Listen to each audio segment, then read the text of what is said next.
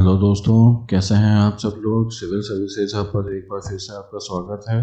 दोस्तों, आज की इस वीडियो में द हिंदू एडिटोरियल एनालिसिस करेंगे हम 28 जुलाई 2021 का। तो आइए बिना देरी किए शुरू करते हैं।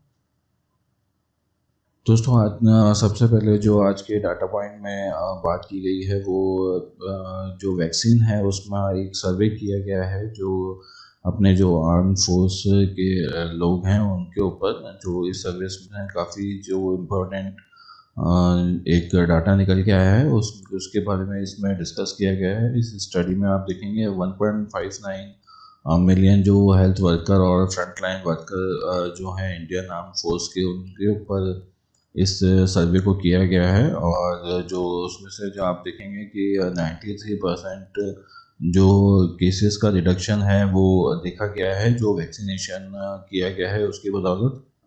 तो ये जो स्टडी है वो जनवरी 16 से लेकर मई 30 तक इसे परफॉर्म किया गया है और इसमें 99% जो हैं वो मेल कैंडिडेट ही थे, जिनकी जो मीन एज थी वो 27.6 ईयर्स की थी।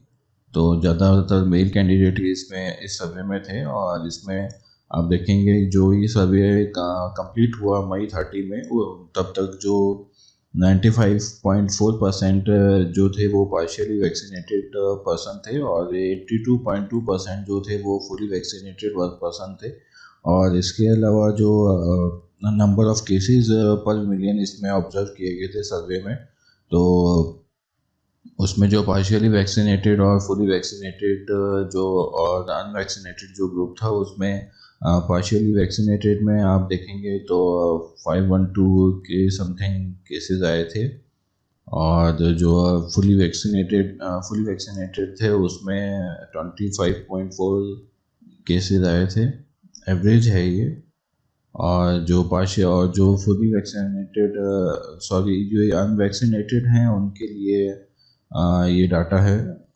अनवैक्सीनेटेड जो थे उनके लिए जो केसेस आए थे वो 512 आए थे और पार्शियली वैक्सीनेटेड में आप देखेंगे 25.4 एवरेज केसेस आए थे। और फुली वैक्सीनेटेड में आप देखेंगे तो 26.2 जो केसेस का एवरेज रहा था। ये जो एवरेज रहा है वो इन जो वर्कर्स, हेल्थ वर्कर्स और in front line workers Indian arm force के जो सर्वे में जिन्होंने भाग लिया था, सर्वे में जिनके ऊपर स्टडी की थी उनके ऊपर ये जो डाटा है वो निकल के आया है। तो इस प्रकार आप देखेंगे जो अनवैक्सीनेटेड थे जो उनमें जो केसेस का जो नंबर है वो बहुत ही ज़्यादा है और पार्शियली वैक्सीनेटेड है उनमें केसेस का डिफरेंस अनवैक्सीनेटेड से बहुत ही ज़्यादा है। और फुली वैक्सीनेटेड है उसमें थोड़ा ज़्यादा नंबर आया है, लेकिन ये फिर भी ये अनवैक्सीनेटेड से तो ये डाटा काफ़ी इम्प्रूव है। तो इस प्रकार आप देखेंगे कि जो वैक्सीनेशन का कितना बड़ा जो इम्पैक्ट है वो है कोरोना वायरस पर। तो इसलिए बार बार सरकार के द्वारा और हमारे द्वारा भी आपको सजेशन ये दिया जा रहा है कि वैक्सीनेशन है वो आप प्रॉपरली ले लिए इस, और वैक्सीनेशन से जो इम्यूनिटी डेवलप हो रही है उस इम्यूनिटी से कोरोना वायरस से लड़ने में जो काफ़ी मदद मिल रही है। तो इस प्रकार का ये डाटा भी इसी तरफ इशारा कर रहा है कि जो वैक्सीनेशन है वो बहुत इंपॉर्टेंट है। तो इस स्टडी में आप देखेंगे तो आप देखेंगे ये जो पहला ग्राफ है वो स्टडी दिखाता है और प्रोसेस दिखाता है उसका कि किस प्रकार से जो केसेस हैं वो नंबर ऑफ मिलियंस में दिखाई देंगे आपको। आप देखिए सबसे ज़्यादा ऊपर जो ग्राफ है वो अनवैक्सीनेटेड का है, फिर उसके अलावा जो पार्शियली वैक्सीनेटेड है उसका जो ग्राफ है वो बहुत ही अनवैक्सीनेटेड से बहुत ही लोअर डाउन है। और जो फुली वैक्सीनेटेड है उसमें भी थोड़ा पार्शियली वैक्सीनेटेड से ज़्यादा है, लेकिन जो अनवैक्सीनेटेड की स्थिति है और जिन्होंने वैक्सीन नहीं ली है उसकी स्थिति से काफ़ी ठीक है। दूसरे ग्राफ में अगर आप देखेंगे तो जो केसेस है उनका इंसिडेंस दिखाया गया है। जो फुली वैक्सीनेटेड है उनमें जो केसेस हैं वो लगभग आप देखेंगे ना के बराबर हैं, और पार्शियली वैक्सीनेटेड में जो आप देखेंगे वो भी नंबर यहाँ पे बहुत ही कम है। और जो फुली वैक्सीनेटेड है उसमें जो अनवैक्सीनेटेड है उसमें जो आप केसेस देखेंगे वो देखिए आप कितने ज़्यादा यहाँ पर केसेस अवेलेबल हैं। और आप एक चीज़ और देखेंगे कि जो सर्वे है वो सर्वे किया गया था जनवरी से लेकर मिड जनवरी से लेकर मई तक किया गया था, लेकिन जो केस आना शुरू हुए हैं वो अप्रैल के बाद में ही आना शुरू हुए हैं। तो इस प्रकार एक जो पीक टाइम है, एक स्टार्टिंग जो टाइम है, उसकी भी गणना इस ग्राफ के द्वारा की जा सकती है, जिसमें कि अप्रैल से लेकर जून जुलाई तक का समय इसमें निर्धारित किया जा सकता है। तो इस प्रकार का डाटा इस ग्राफ से प्रदर्शित होता है। और तीसरा जो डाटा है वो इंसिडेंस है डेथ्स का, जिसमें भी अनवैक्सीनेटेड हैं उसमें जो डेथ हैं वो काफ़ी कम हैं, और पार्शियली वैक्सीनेटेड हैं उसमें और भी ज़्यादा कम है, और जो फुली वैक्सीनेटेड है उसमें भी कम है। अनवैक्सीनेटेड में जो डेथ का रेशियो है वो भी काफ़ी ज़्यादा है। जिस प्रकार से अनवैक्सीनेटेड और अगर फुली वैक्सीनेटेड को अगर हम कंपेयर करें तो वो डाटा यहाँ पे प्रदर्शित किया गया है, जिसमें कि जो पार्शियली अनवैक्सीनेटेड है उसमें जो डेथ का नंबर है वो 37 है, और पार्शियली वैक्सीनेटेड है उसमें 16 है, और जो फुली वैक्सीनेटेड है उसमें 7 है। तो इस प्रकार आप देखेंगे कि जो केसेस का जो नंबर है, पॉजिटिव आने का जो रेशियो है वो आप फुली वैक्सीनेटेड में थोड़ा हाई पाएंगे, लेकिन जो डेथ का रेशियो है वो फुली वैक्सीनेटेड में बहुत ही ज़्यादा लो है। तो इसलिए जो वैक्सीनेशन है वो कोविड के केस में काफ़ी इम्पोर्टेंट है। इसके अलावा आप देखेंगे जो ये डेथ का रेशियो है वो काफ़ी कम यहाँ पे देखने को मिला है। इसके अलावा जो वैक्सीनेशन का इम्पैक्ट है वो किस प्रकार डेवलप हुआ है उसकी स्टडी भी इस सर्वे में की गई है, जिसमें जो स्टार्टिंग के समय जो अनवैक्सीनेटेड लोग थे उनकी संख्या 15 लाख थी, और फिर समय के साथ में जो वैक्सीनेटेड लोग थे वो 95.4% थे। इन्हें पार्शियली वैक्सीनेटेड किया गया था, एक डोज इनको लग गई थी, और उसके बाद में जो फुली वैक्सीनेटेड लोग थे उसमें से 13 लाख लोग ना फुली वैक्सीनेटेड हो गए थे। जिनमें से अगर आप अनवैक्सीनेटेड में केसेस का नंबर देखेंगे तो 10,000 केसेस थे, और पार्शियली वैक्सीनेटेड में लगभग 1100 केस थे, और फुली वैक्सीनेटेड में 2500 के समथिंग केस थे। और डेथ अगर देखेंगे तो इसमें 37 जो डेथ हुई थी वो अनवैक्सीनेटेड की हुई थी, और 16 डेथ जो हुई थी पार्शियली वैक्सीनेटेड की हुई थी, और 7 डेथ जो है फुली वैक्सीनेटेड की हुई थी। डेथ का रेशियो फुली वैक्सीनेटेड में बहुत ही कम है। और जो करेक्टेड इंसिडेंस रेट है इसमें वो भी आप देखेंगे तो 512.9 की अनवैक्सीनेटेड में है, और पार्शियली वैक्सीनेटेड में भी इतना रेशियो है, और इसमें भी 26.2 है। तो इस प्रकार आप देखेंगे कि जो पार्शियली वैक्सीनेटेड जो लोग थे जिनमें एक डोज लगी थी, उनमें जो वैक्सीन की इफेक्टिवनेस देखी गई थी वो 94 से 95% तक इफेक्टिवनेस देखी गई है, और जो फुली वैक्सीनेटेड है उनमें वैक्सीन का इफेक्टिवनेस जो है वो 91% से 94% तक देखा गया है। इसके साथ ही जो कंट्री वाइज अगर हम कोवैक्सीन कोविशील्ड की इफेक्टिवनेस का बात करें तो अगर इंडिया में आप देखेंगे तो 15 लाख जो केसेस हैं उनका सैंपल लिया गया था। इसमें जो 95.4% जो केसेस हैं उनमें कमी आई थी इस कोविशील्ड की वजह से। और यूके में अगर आप देखेंगे तो वहीं जो 1.5 लाख के समथिंग जो केसेस हैं उनका सर्वे किया गया था, इसमें जो रिडक्शन आया था वो 73% केसेस में आया था, और 43% जो है वो एडमिशन्स में आया था।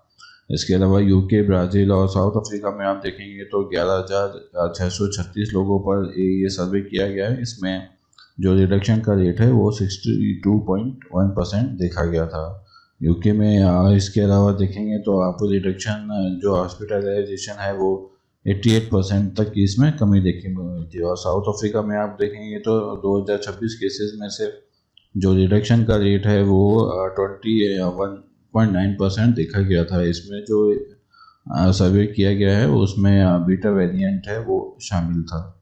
तो इस प्रकार का जो डाटा है वो आज यहाँ पर प्रदर्शित किया गया है, और इसमें जो कुल मिला के जो बात की गई है उसमें यही जो इशारा किया गया है कि जो पार्शियली वैक्सीनेटेड है उसमें जो केसेस हैं उनका नंबर थोड़ा कम है फुली वैक्सीनेटेड से, लेकिन जो फुली वैक्सीनेटेड है उसमें डेथ का जो नंबर है वो काफ़ी लो है। तो इस प्रकार जो फुली वैक्सीनेटेड लोग हैं उसमें उनमें डेथ होने का संभावना काफ़ी कम है, और अनवैक्सीनेटेड तो जो है वो एकदम ओपन है, उन्हें खतरा है वो इसी तरीके का अभी भी बना हुआ है। तो इस प्रकार का डाटा आज प्रदर्शित किया है, जिससे कि यही इशारा होता है कि जो वैक्सीनेशन है उसे बहुत ही ब्रॉड लेवल पर चलाने की ज़रूरत है और जल्द से जल्द पूरी कंट्री को फुली वैक्सीनेटेड करने का हमारा जो लक्ष्य है उसे हमें प्राप्त करना चाहिए। चलिए बढ़ते हैं अगले अपने पहले एडिटोरियल की तरफ। दोस्तों, आपने हाल ही में देखा होगा कि जो न्यूज़ में आपने पढ़ा होगा, असम और मिज़ोरम के बीच में जो पुराना सीमा विवाद था, बॉर्डर डिस्प्यूट था, उसके चलते जो एक 5 पुलिसमैन और एक सिविलियन की जो हत्या हो गई थी असम में। तो इस प्रकार का जो बॉर्डर का जो डिस्प्यूट है वो उसके बारे में इसमें बात की गई है कि इस प्रकार का जो बॉर्डर का डिस्प्यूट है वो दोनों स्टेट के द्वारा, जो आसाम है और मिज़ोरम है, उसके द्वारा ये आपसी बातचीत के द्वारा भी इसे सुलझाया जा सकता था। लेकिन जिस प्रकार से ये दो स्टेट जो आपस में झगड़े हैं, इनके बीच में लड़ाई हुई है, वो ऐसा ऐसा देखने को प्रतीत हुआ है जैसे कि जो भारत और पाकिस्तान के बीच में जो बॉर्डर को लेकर डिस्प्यूट है, उस प्रकार का जो झगड़ा होता है, जैसे कि दो अलग अलग देश हैं, दो अलग अलग मुल्क हैं, उनके बीच में जो झगड़ा होता है, उस प्रकार की स्थिति यहाँ पे देखने को मिली है। आसाम और मिजोरम जो हैं वो एक ही देश भारत का अंग है। इन्हें आपसी जो सरदारी से जो आपसी जो बातचीत है उससे इस जो झगड़ा है उसका निपटारा करना चाहिए था, ना कि इस प्रकार की स्थिति पैदा करनी चाहिए थी जिसमें कि जो इस प्रकार का जो झगड़ा है वहाँ पे हुआ कि लोगों की जानें चली गई और एक एक स्टेट के द्वारा दूसरे स्टेट को धमकाने और बॉर्डर पे जो भारी तादाद में जो जाब्ता तैनात किया गया पुलिस का और फोर्स भी बुलाई गई, आर्म फोर्स भी बुलाई गई। तो इस प्रकार की स्थिति देखने को मिली। प्यार से इस मैटर को निपटाने की बजाय, शांति से इस मैटर को निपटाने की बजाय, और आसाम और मिजोरम दोनों के द्वारा जो इस प्रकार की कार्रवाई की गई, और ये दोनों सरकारें आप देखेंगे तो बीजेपी के द्वारा चलाई जाती हैं, जिसमें कि और मिज़ो नेशनल फ्रंट है वो, उसमें मिज़ोरम में ये सरकार इनके द्वारा चलाई जाती है। ये भी एक बीजेपी का साथी है, इनका एली है।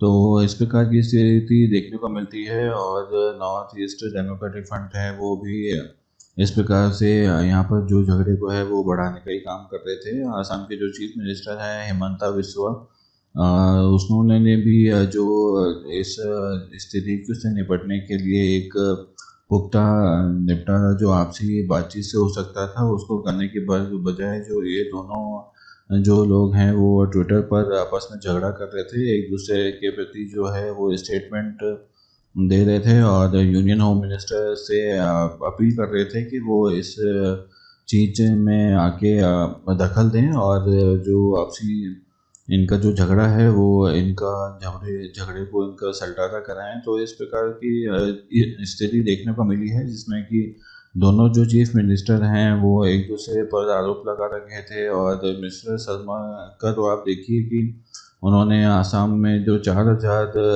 कमांडोज हैं वो उनको डिप्लॉय किया, उनको वहाँ पर तैनात किया और बॉर्डर को सिक्योर करने के लिए ऐसी कार्रवाई की है। इसके अलावा जो मिजोरम की जो चीफ मिनिस्टर है जोरामथंगा, उन्होंने भी इसी प्रकार की स्थिति पैदा की है। और ये इस आर्टिकल में यही बात की गई है कि जो इस प्रकार का जो कृत्य है वो करने की बजाय ये दोनों जो नॉर्थ ईस्ट के स्टेट थे वो आपस में बातचीत कर कर और आपस में बैठकर इस बॉर्डर का जो डिस्प्यूट है उसको निपटा सकते थे। और अगर इन बॉर्डर की डिस्प्यूट में अगर किसी मध्यस्थता की ज़रूरत थी तो मध्यस्थता भी शांति से पाई जा सकती थी। और जो केंद्र सरकार से जो उन्होंने मध्यस्थता की जो अभी गुहार लगाई है वो उसी समय भी लगाई जा सकती थी और जो शांति से इस चीज़ को जो निपटाया जा सकता था। ये बॉर्डर डिस्प्यूट आसाम और मिजोरम का हालांकि बहुत ही पुराना है। अक्टूबर 20 में भी इस प्रकार की स्थिति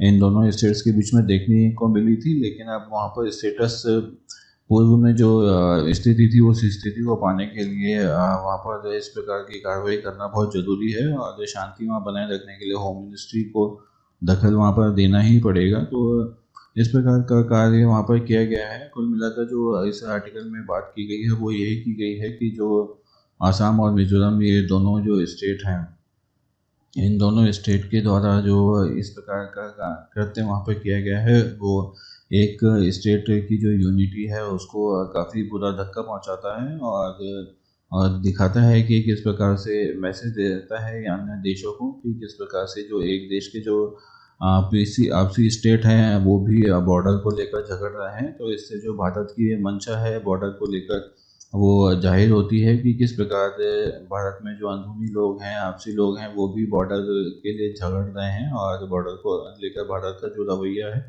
वो इसमें नेशनली ये प्रदर्शित होता है। तो इसमें जो कि एक नेगेटिव छवि भारत की प्रदर्शित करता है। तो इस प्रकार की करते को ना करते हुए जो प्यार से अगर किसी चीज़ का अगर सॉल्यूशन निकल सकता है उसका, अगर हम अगर प्यार से दोस्ती से हो सकता है तो क्यों हम इस तरीके के झगड़े को अंजाम दें। तो इस प्रकार इस आर्टिकल में बात की गई है। वो आपने एक मूवी देखी होगी, once upon a time in Mumbai, Ajay Devgan की एक पिक्चर थी। उसमें एक बहुत ही प्यारा डायलॉग था इसी को लेकर कि जब दोस्त बना के काम हो सकता है तो हम दुश्मन क्यों बनाएं। तो वही जो फंडा है यहाँ पे भी इनके द्वारा लगाया जा सकता था, और दोस्त बना के ये काम जो है वो किया जा सकता था। तो इसी के संदर्भ में ये पूरा आर्टिकल आज यहाँ पर छपा है। चलिए बढ़ते हैं अगले आर्टिकल की तरफ।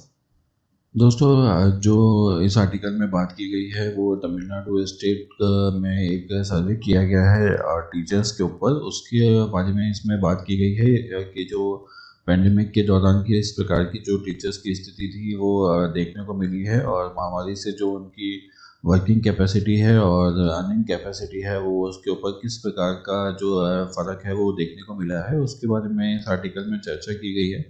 और बताया गया है कि जो महामारी के दौरान जो कैपिटल्स सेक्टर थे और जितने भी सेक्टर्स थे वो ग्लोबली उनको नुकसान हुआ था, लेकिन जो टीचिंग सेक्टर है उसमें इसका इम्पैक्ट काफ़ी देखने को मिला था। और जो टीचर्स हैं उनकी जो सैलरी है वो इसमें काफ़ी कमी आई थी उसमें। हालांकि जो स्कूल थे वो इस सर्वे में पता चला है कि जो स्कूलों ने जो फीसिस है वो जो फीस है स्टूडेंट से जो फीस चार्ज करते हैं वो फुल फीस उन्होंने चार्ज की थी, और फुल फीस जो है वो स्कूलों को रिसीव भी हुई है। इस प्रकार का जो डाटा है वो अभी इसमें प्रदर्शित किया गया है, और ये बताया गया है कि फीस पूरी होने के बावजूद भी जो स्टूडेंट टीचर्स हैं वो इनकी स्थिति काफ़ी दयनीय बनी हुई है। तो जो सर्वे है उसमें इस प्रकार का जो डाटा है वो निकल के आया है कि जो प्राइवेट अनएडेड स्कूल हैं जिन्हें गवर्नमेंट के द्वारा जो सहायता है वो प्राप्त नहीं होती है, अनएडेड हैं जो फुली प्राइवेट हैं, उनमें जो टीचर्स हैं उनकी जो स्थिति है वो बहुत ही ख़राब अभी तमिलनाडु में देखने को मिली है। और जो अपनी फैमिलीज़ हैं उनको पालने में भी उन्हें बहुत ही असमर्थता हो रही है। और एक टीचर है वो टीचिंग के साथ साथ अन्य जो जॉब हैं वो भी करने के लिए मजबूर हो गया है। कोई मैकेनिक की जॉब कर रहा है, तो कोई जो सेल्स पर्सन की जॉब कर रहा है, कोई फूड डिलीवरी जो एजेंट है वो बना हुआ है।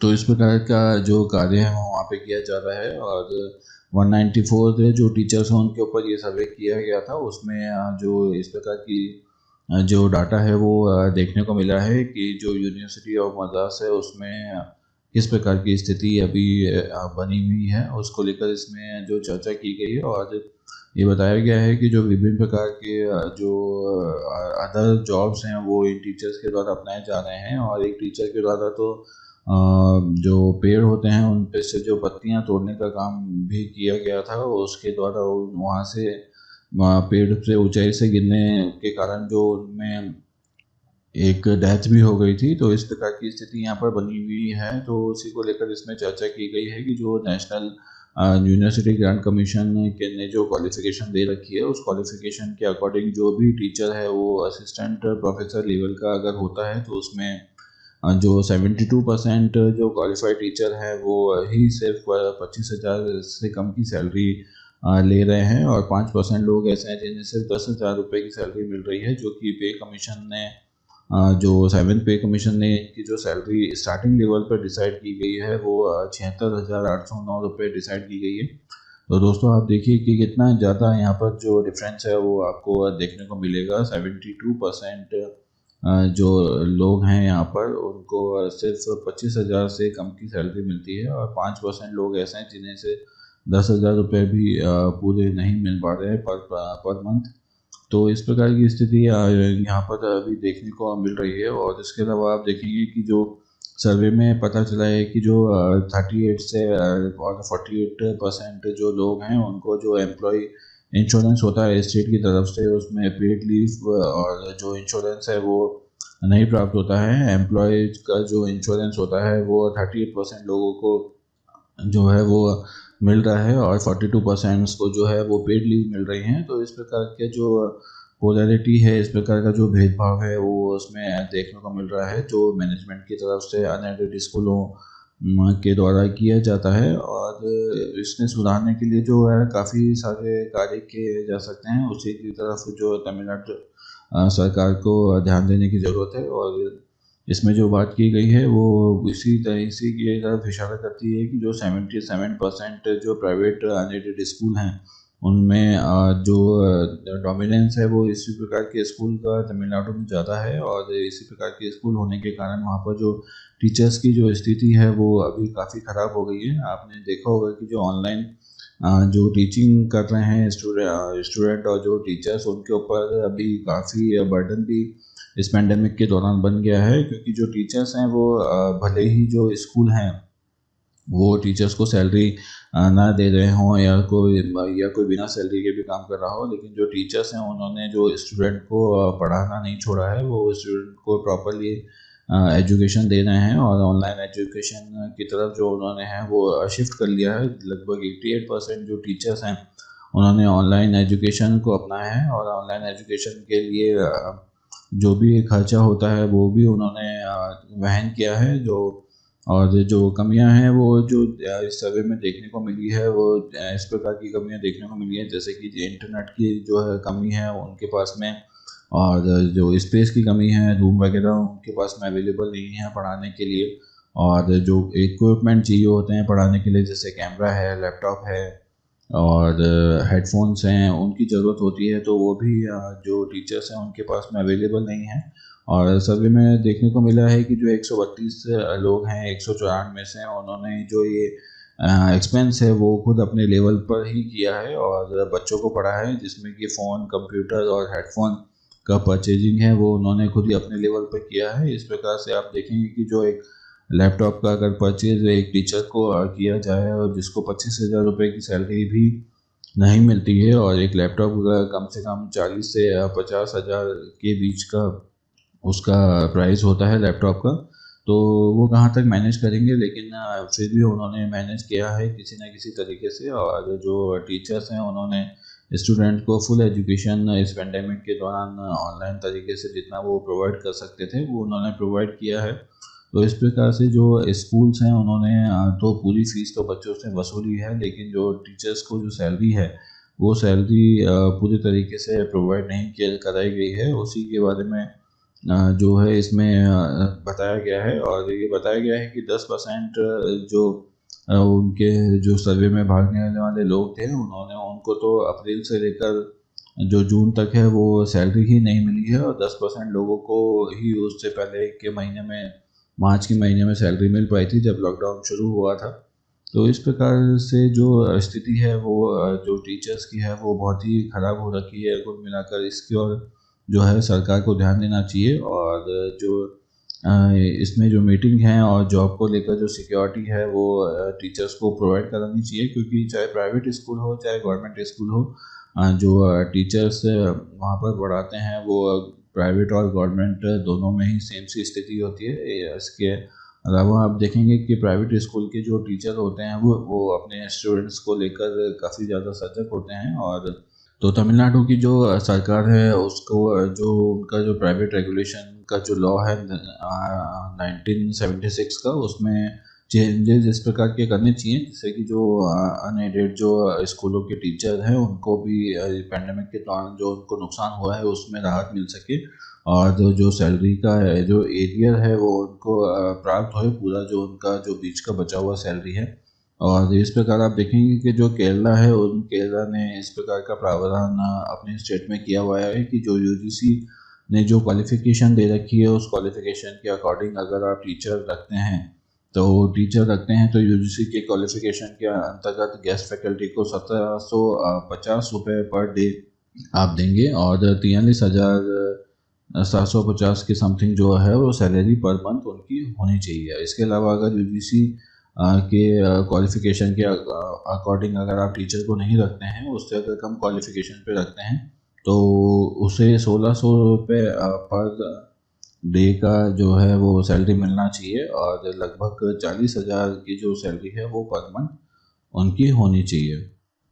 तो इस प्रकार जो है वो केरला गवर्नमेंट ने यह व्यवस्था जो है अपने स्टेट में कर रखी है। इसी प्रकार की व्यवस्था जो है तमिलनाडु को करनी चाहिए, और तमिलनाडु के अलावा जो देश के हर स्टेट को इस प्रकार की व्यवस्था करनी चाहिए, जिससे कि जो टीचर हैं वो प्रॉपर तरीके से अपने एजुकेशन का जो काम है वो कर सकें, और मेंटल डिस्ट्रेस से उभर कर अपनी जो फैमिली है उसे भी आसानी से वो चला पाएँ, और जो अदर प्रकार के जो टाइप्स की जॉब्स हैं उनमें ना पढ़कर एक टीचिंग में जिन्हें उन्हें महारत हासिल है, जो टीचिंग करना जो उन्हें पसंद है, प्राइवेट अनएडेड जो स्कूल्स हैं, जो कॉलेज हैं, उनके टीचर्स को जो इस प्रकार के जो कार्य करने में एजुकेशन में ही उन्हें सबसे ज़्यादा अच्छा लगता है, एजुकेशन के काम को ही उन्होंने चुना है अपने प्रोफेशन की तरह, तो किसी और कार्य को, किसी और जॉब को वो अपने जीवन का हिस्सा ना बनाएं, तो इस प्रकार की स्थिति पैदा होने से रोकी जा सकती है। और तमिलनाडु को छोड़कर सेंट्रल गवर्नमेंट के द्वारा भी कुछ इस प्रकार के स्टेप उठाए जा सकते हैं, जिसमें कि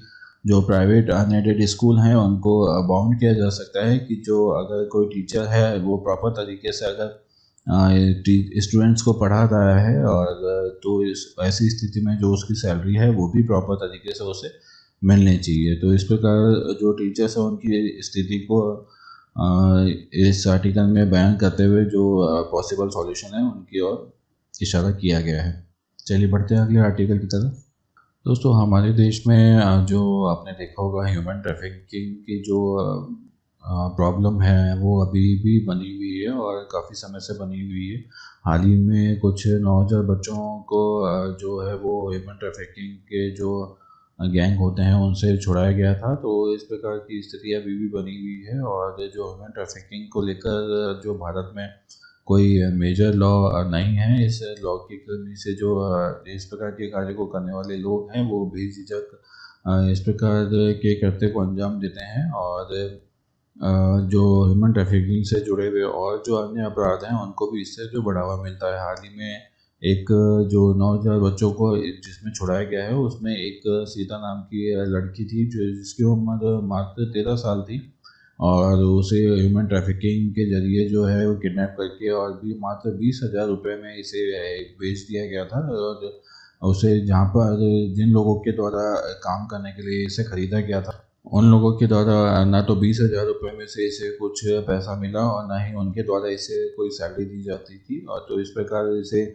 बिना सैलरी के ही वहाँ पर जो है कार्य करना पड़ता था। और इतना इसके बाद में वहाँ पर कार्य पूरा हो जाने के बाद में उसे अन्य जगह पर भेज दिया गया, जहाँ पर उसके साथ में काफ़ी अमानवीय कृत्यों को अंजाम दिया गया। तो इस प्रकार की स्थिति जो हमारी सोसाइटी में अभी भी बनी हुई है, और हमारी सोसाइटी में आज भी इस प्रकार के लोग अवेलेबल हैं जो इस प्रकार के काम को करने से पहले सोचते नहीं हैं, और किस प्रकार वो इस कार्य को कर रहे हैं उन्हें इससे घृणा भी नहीं होती है। और जो ज़्यादातर जो फीमेल्स हैं उनकी जो स्थिति है वो इस प्रकार की दयनीय अभी भी बनी हुई है, जहाँ पर जो ह्यूमन ट्रैफिकिंग का जो केस हैं वो अभी भी यहाँ पर इनमें फीमेल्स में देखने को मिलते हैं, जिसमें औरतें और जो छोटी बच्चियाँ हैं वो बहुत कम हैं, बहुत ज़्यादा हैं सॉरी, जिनकी जो प्राइस है वो एक जो मवेशी होता है, जो जानवर होता है, हमारे यहाँ पे आप देखेंगे कि एक जो भैंस होती है उसकी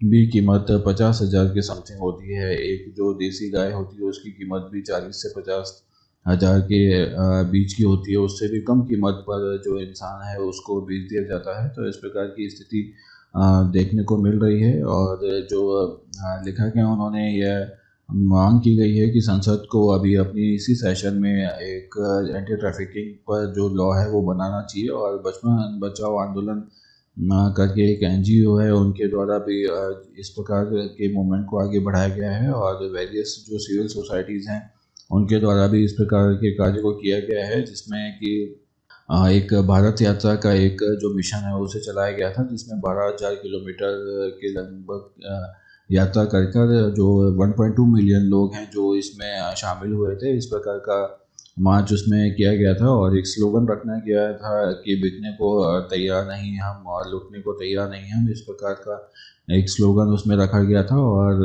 जो ह्यूमन ट्रैफिकिंग के खिलाफ जो है वो प्रदर्शन किया गया था। हालांकि जो केंद्र सरकार है उन्होंने अभी जो ट्रैफिकिंग पर्सन प्रोहिबिशन के लिए प्रिवेंशन के लिए एक बिल है जो 2021 प्रदर्शित किया है, जारी किया है, लेकिन इसे अभी लॉ नहीं बनाया गया है। इसलिए इसे अभी इस मानसून के सत्र में लॉ में कन्वर्ट करने की बात की गई है और इस प्रकार का जो लॉ है उसे फाइनल स्टेज में इस लॉ को कंप्लीट करने की बात आर्टिकल में की जा रही है। ह्यूमन ट्रैफिकिंग से रिलेटेड जो प्रॉब्लम है वो अभी कोविड के द्वारा बहुत ही और भी ज़्यादा भयानक हो गई है। इस कोविड में जो ये स्थिति है वो काफ़ी देखने को मिली है, जहाँ पर लोगों के पास में जो गरीब लोग हैं उनके पास में काम की कमी है और काम की कमी के चलते वो इस प्रकार के जो कार्य हैं वो उनको अपनी मर्जी से भी कर रहे हैं। आप देखेंगे कि जो 14 महीने का ये एक ट्रायल चला गया, सॉरी एक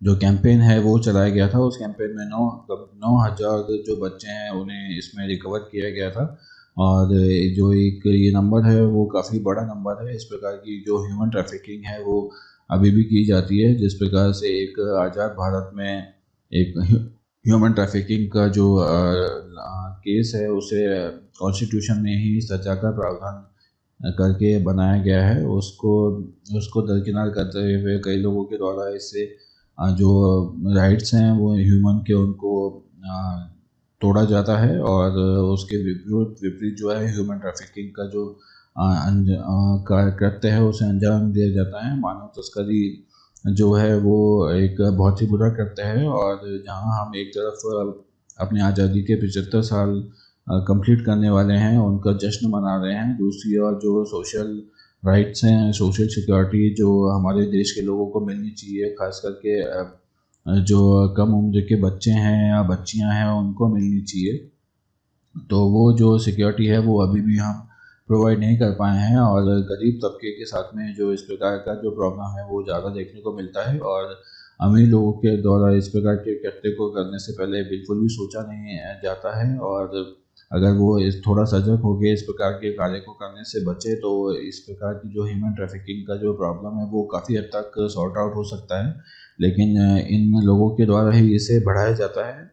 तो इस आर्टिकल में इसी और इशारा किया गया है कि जो ह्यूमन ट्रैफिकिंग की जो प्रॉब्लम है, मानव तस्करी की जो प्रॉब्लम है वो अभी भी इसी तरीके से बरकरार है और एक छोटे से अमाउंट के बदले इन लोगों को, बच्चों को बेच दिया जाता है, जिससे कि जो चाइल्ड लेबर है और जो प्रोस्टिट्यूशन है, ट्रैफिकिंग है और जो सड़कों पर आपने देखा होगा कि जो बच्चे और कई लोग जो हैं वो भीख मांगते हैं, वो भी इसका हिस्सा हो सकते हैं। तो इस प्रकार की जो साइड में जो क्राइम होते हैं उन्हें भी इससे बढ़ावा मिलता है। तो इसी प्रकार से इस आर्टिकल में यही बात कही गई है कि जो हमारे देश में आज़ाद भले ही हम हो गए हों, हमारे देश के जो फाउंडिंग फादर्स थे जिन्होंने कॉन्स्टिट्यूशन बनाया था वो भले ही मानव तस्करी को एक संविधान के अंदर जुर्म के रूप में स्थापित करके गए हों, लेकिन आज भी जो मानव तस्करी की जो प्रॉब्लम है वो ऐसे कैसे बरकरार है और केंद्र सरकार को चाहिए कि इस तरफ जो त्वरित कार्रवाई करते हुए एक लॉ बनाए और जो इस प्रकार का कृत्य करने वाले लोग हैं उन्हें कड़ी से कड़ी सजा का प्रावधान देकर इन लोगों को बचाया जाए। चलिए बढ़ते हैं अगले आर्टिकल की तरफ। दोस्तों इस आर्टिकल में जो बात की गई है वो हाल ही में जो यूरोप में फ्लड आई थी, बाढ़ आई थी, तो उसके मैनेजमेंट को लेकर बात की गई है। तो किस प्रकार जो डच जो लोगों ने एक वहाँ पर जो कहावत कही जाती है कि लिव विद वाटर और बिल्ड विद नेचर, तो इस प्रकार की जो वहाँ पर जो स्थिति है उसमें इस चीज़ को अपना लिया गया है और इसी प्रकार से जो डेवलपमेंट का प्रोसेस है वो आगे वहाँ पे किया जा रहा है, जिसमें कि जो कंट्री है उसमें फ्लड से निपटने के लिए जो प्रोसेस है वो फ्लड आने के बाद में और हानि होने के बाद में ना करके और पहले से जो है वो व्यवस्था सुचारू रखकर इस प्रकार के फ्लड से निपटने की कोशिश वहाँ पर की जा रही है। कुल मिलाकर जो नेचुरल डिज़ास्टर और उससे रिलेटेड ये उनके मैनेजमेंट से रिलेटेड ये आर्टिकल है, और इस प्रकार के जो आर्टिकल में क्या देश का स्टैंड होना चाहिए और क्या डेवलपमेंट के कार्य होना चाहिए उसके बारे में काफ़ी डिस्कशन हम लोगों ने किया हुआ है। और इसमें जो इंडिया के लिए भी इसमें यहाँ पर सजेशन दिया हुआ है कि जो नेचुरल डिजास्टर हैं वो क्लाइमेट चेंज की अभी जो स्थिति बनी हुई है वो क्लाइमेट चेंज की ऐसी स्थिति में भविष्य में जो ऐसे डिजास्टर हैं वो बढ़ेंगे, उनके कम होने की कोई संभावना नहीं है। तो ऐसी स्थिति में एक जो प्रॉपर प्लान है उस प्लान को हम लोग डेवलप करके उसी प्रकार से जो इंफ्रास्ट्रक्चर है उसे हम डेवलप करें, और इंफ्रास्ट्रक्चर डेवलप करने के बाद में उसी प्रकार का जो फ्लड मैनेजमेंट है उसे हम प्रॉपर तरीके से करें। जैसे कि आपने देखा होगा केरला में 2018 में इस प्रकार की स्थिति पैदा हुई थी, जहाँ पर जो मैनेजमेंट है वो प्रॉपर तरीके से किया जा रहा था, लेकिन फिर भी जो ऐसी स्थिति बन गई थी कि वहाँ पर बाढ़ आ गई थी, और बाढ़ आने से जो काफ़ी जान माल का जो है वो काफ़ी नुकसान हुआ था वहाँ पर। तो इस प्रकार की जो स्थिति है वो अभी देखने को मिलती है, और इस प्रकार की स्थिति से निपटने के लिए जो हमें चाहिए वो एक प्रॉपर बिल्डअप चाहिए पॉलिसी का, और जो इस पॉलिसी का जो इम्प्लीमेंटेशन है वो प्रॉपर तरीके से होना चाहिए। उस पॉलिसी के अंदर जो डेवलपमेंट के कार्य होने चाहिए वो फ्लड्स को और जो नेचुरल डिजास्टर हैं उनको लेकर ही की जानी चाहिए, और क्लाइमेट का जो दोहन है वो हमें मिनिमम कर देना चाहिए। इस प्रकार के जो प्रोसेस है उन्हें हमें करना चाहिए। माइनिंग का जो प्रोसेस है उसे मिनिमम कर देना चाहिए, और जो हमारे जो फ्यूल हैं उनका फ्यूल का जो यूज़ है वो भी हमें मिनिमम कर देना चाहिए। इसमें बायोफ्यूल जो है उसकी और अभी देश और वर्ल्ड जो है वो बढ़ रहा है तो उसे बढ़ावा देना चाहिए। बायोफ्यूल से जो एनवायरनमेंट को नुकसान है वो काफ़ी कम होता है। इसके अलावा जो बैटरीज और इस प्रकार का जो ग्रीन एनवायरनमेंट क्रिएट करने वाले जो चीज़ें हैं उनको बढ़ावा देना चाहिए, जिसमें बैटरी है, सीएनजी है, और सीएनजी को फ्यूल के रूप में जो यूज़ है उसे करने के लिए बढ़ावा देना चाहिए। तो इस प्रकार की स्थिति है वो हम क्रिएट करके जो इन जो नेचुरल डिज़ास्टर हैं जिसमें हमने काफ़ी नुकसान देश ने भी झेला है, और तो उसी के बारे में चर्चा की गई है कि जो जर्मनी ने में अभी हाल ही में जो बाढ़ आई है उसमें बाढ़ में काफ़ी उनको नुकसान हुआ है। और हमारे यहाँ पे तो जो व्यवस्था है वो काफ़ी मिनिमम लेवल पे की हुई थी, लेकिन जर्मनी ने जो व्यवस्था थी वो भी काफ़ी बड़े लेवल पर की हुई थी। वहाँ पर जो बांध भी बनाए हुए थे, और काफ़ी सारे जो लोग हैं, काफ़ी सारी जो जगह हैं वहाँ पर एनक्रोचमेंट एरिया भी बनाए गए थे, जिसमें कि जो बारिश का पानी अगर ओवरफ्लो हो जाए तो उसे इकट्ठा किया जा सकता है। कुल मिलाकर जो बात इसमें कही गई है कि जब नेचुरल डिज़ास्टर आता है तो वो अपने कार्य को किसी भी तरीके से पूरा करने की कोशिश करता है, और ऐसी स्थिति में वहाँ पर जो है वो पानी के लिए एक विशेष जगह बना दी गई है, एक नदी की तरह। वहाँ पर जो एक एरिया है वो क्रिएट किया गया है रिवर की तरह, उसे वहाँ पर पानी को छोड़ा जाएगा, ना कि एक स्वतंत्र जगह पर उसे छोड़ा जाएगा। तो इस प्रकार की स्थिति वहाँ पर बनी हुई है। कुल मिलाकर जो आर्टिकल में बात की गई है वो यही की गई है कि किसी भी नेचुरल डिज़ास्टर और क्लाइमेट चेंज से होने वाली प्रॉब्लम से निपटने के लिए उस प्रॉब्लम के होने के बाद में जो हम प्रोसेस करते हैं वो प्रोसेस हमें पहले ही करना होगा, जो जिससे कि फ्यूचर में होने वाले नेचुरल डिज़ास्टर और फ्लड जैसी प्रॉब्लम से निपटने में हमें कोई प्रॉब्लम नहीं हो। चलिए बढ़ते हैं अगली न्यूज़ की तरफ। दोस्तों, हाल ही में जो भारत और रूस की जो सेना है उनके बीच में 12वां संयुक्त युद्धाभ्यास जो है, सेनाभ्यास है, उसमें शामिल हुआ गया था दोनों देशों के द्वारा, जिसे कि इंद्र 21 के नाम से जाना जाता है। इसमें 1 अगस्त से जो 13 अगस्त है वो उसमें 2021 तक रूस के वोल्गोग्राद में इसे आयोजित किया जाएगा। एक ध्यान रखिएगा, 1 से 13 अगस्त तक इसे आयोजित किया जाएगा। इसमें अंतर्राष्ट्रीय आतंकवादी समूह के खिलाफ जो संयुक्त कार्रवाई होती है उस पर संबंधित संयुक्त राष्ट्र के फैसले के अनुपालन में ये दोनों सेनाएं जो हैं वो आतंकी विरोधी अभ्यास करेंगी। आपको बता दें कि जो संयुक्त राष्ट्र संघ ने जो आतंकवाद से निपटने के फ़ौज में एक विशेष प्रकार का डेवलपमेंट करने की बात की गई थी। उसी के चलते जो ये इस प्रकार का युद्धाभ्यास है वो किया जा रहा है। इस अभ्यास में दोनों देशों के जो 250 कर्मी हैं वो भाग लेंगे और भारतीय सेना के दल में मैकेनाइज्ड इन्फेंट्री बटालियन शामिल होगी। इस बटालियन को भारत के विभिन्न हिस्सों में जो कठिन परीक्षण है वो दिया गया है। इस अभ्यास से इंद्र-21 में भारत और रूस की फ़ौजों के बीच में जो आपसी तालमेल है और सौहार्दपूर्ण जो मैत्री संबंध है उनको डेवलप करने में भी हमें जो है वो हेल्प मिलेगी। कुल मिलाकर जो है वो आपको यही पेपर के पॉइंट ऑफ व्यू से यही ध्यान में रखने की बात है कि जो अभ्यास इंद्र-21 है वो किससे रिलेटेड है और किन देशों के बीच में इसे किया गया था। तो ये एक सेना अभ्यास है और आतंकवाद से लड़ने के लिए इसे उसकी टेक्निक को सीखने के लिए इस आयोजन को किया गया है और भारत और रूस के बीच में यह युद्धाभ्यास होएगा। चलिए बढ़ते हैं अगली न्यूज़ की तरफ।